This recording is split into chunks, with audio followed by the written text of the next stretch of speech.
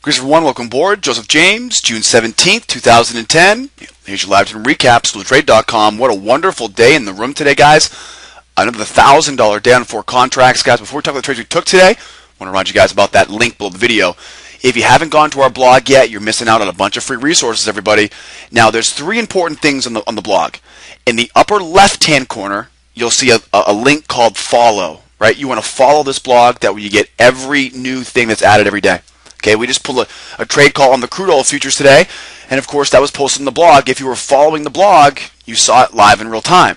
Now, in the upper right-hand corner, the second thing is use that search box, right? There's a search box in the upper right-hand corner. Use that so you can find any term that you want, right? Anything.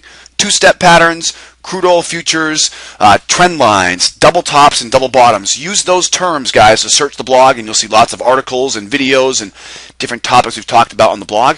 And then in the lower right-hand corner, right, you'll see all the list of all the pages we have. You can join our newsletter, watch us on YouTube, right? Follow us on Facebook or Twitter, guys. So it's all there on the blog, and the link is right there below the video. All right, enough of that. Let's keep moving. 2, 4, 5 total trades. We took one on the gold today. We took a trade on the Aussie, right? Good day, mate. On the Aussie today.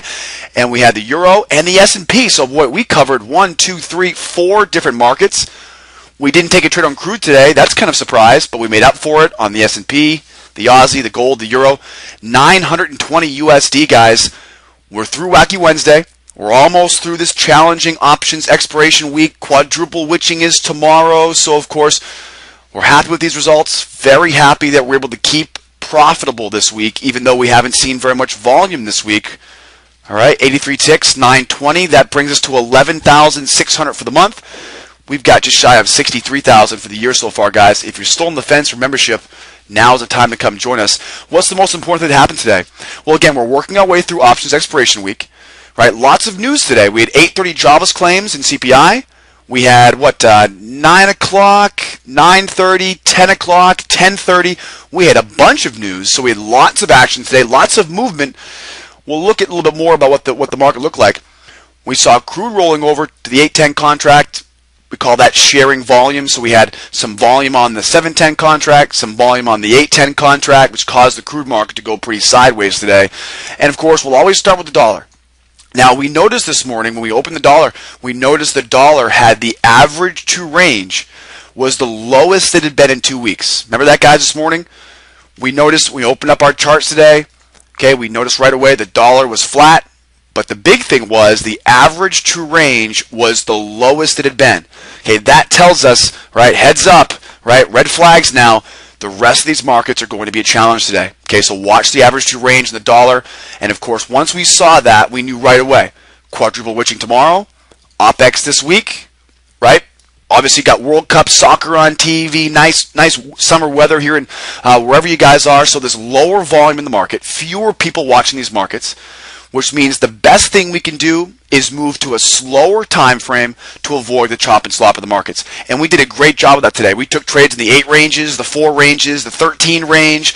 We took a trade in a 21 range. We even took a trade, guys, off a 60-minute chart today. We'll talk about all that stuff for you guys in a second here. Now, once again, we open the dollar up. Dollar still continuing in this sideways range right now. Now, the dollar back and forth inside of this wedge pattern. What did we talk about yesterday? We talked about how when you have a wedge pattern, right, trend line from the highs, trend line from the lows, we're going to have to break out of this wedge pattern in order for us to really be able to see any damage here, right? So we got to get the dollar here up to the upside, down to the downside. Just chopping around inside of this area here is not going to help me out very much. Okay, so right now the dollar is still contained inside of this range, which means the rest of these markets should be range bound as well. Sideways choppy dollar, sideways choppy crude, choppy euro, choppy dollar, right? Everything else is going to be sideways as well.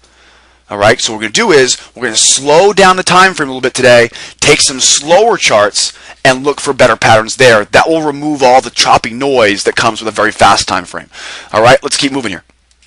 Next up. Now, first trade of the day, guys, here on gold.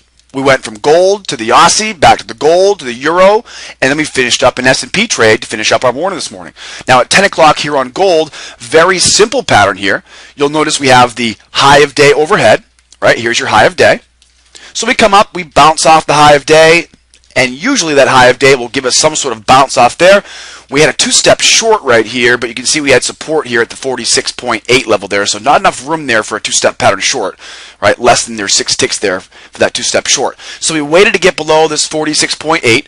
We mark up our swing low. We break below that swing low. That's called the breaker pattern to the short side, right? Breaker short. 46.2 was the fill. At 10 o'clock, right, just after the 10 o'clock news, 10:05, then, of course, we had 10:30 news, so we were able to get this trade between the 10 o'clock news and the 10:30 news this morning. We took 2 off at 4, first target plus 4. Move a stop down to entry minus 1. We got 2 off at plus 1. That's 10 ticks or 100 USD. Now, you'll notice, of course, on the right side of this move, once the price then reversed back to the upside here, this, of course, is exactly why we trail our stop so tightly, to avoid giving back the money here. Notice we could have taken a wave pattern short, but we didn't see the trigger line here. Right, got to get that trigger line here below my swing low. Okay, so because we didn't get the trigger line there below the swing low, there was no wave pattern short. I'm glad we didn't take it because you can see it went right through that level, back to the upside. We had already taken $100 out of the market to this point. At 10 o'clock, we had 10 ticks in our pocket. Let's keep moving. Right, next up, nice big winner, biggest trade of the morning here, guys. Now, at about 10 o'clock, everything was very slow, very dead. It felt like the weekend had already come here. And so what do? We began to slow down our charts. Now, this is a great example here on the Aussie dollar. We simply just started going through our charts, right? And the first one that came up was the 6A, right? The 6A. This is called the Aussie dollar, the 6A. And of course, this is one of our favorite markets. It's $10 per tick, lots of volume. Guys, it's a great market. Now, the 6A, the Aussie dollar, is notorious for giving us great patterns late at night, Eastern Standard Time. So midnight Eastern Time is exactly when all of our good friends down under are waking up for the day.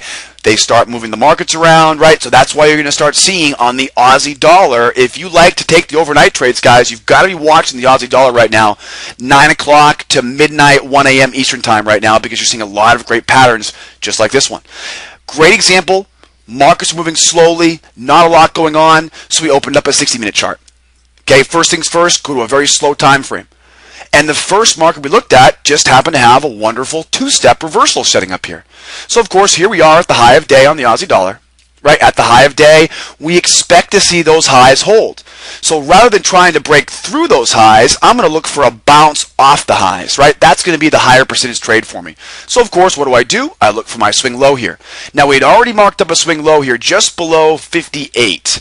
All right, and, of course, that swing low just below 58, we had to make sure we got below the trigger line, right? Trigger line was right there, so we had to get below that first, and then timber, right? It took off the downside. So it was pretty simple. We knew we had to get below 58. We knew we had to get below the trigger line. We got that here at 10:13. Now, we first saw this on a 60-minute chart, and then I zoomed in to see a pattern on in this case, a 21 range chart. All right, guys? So I used a 60-minute chart to see, okay, where are we in the big picture? We noticed we were near the highs. So we zoomed into a 21 range chart, and then we saw, hey, there's the pattern. Okay, so a 60-minute chart will help you to identify where the market is.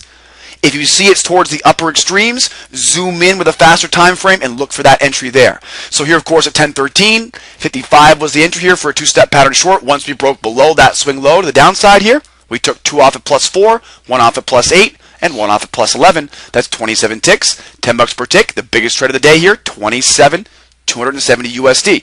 So at this point, guys, we had 37 ticks in our pocket.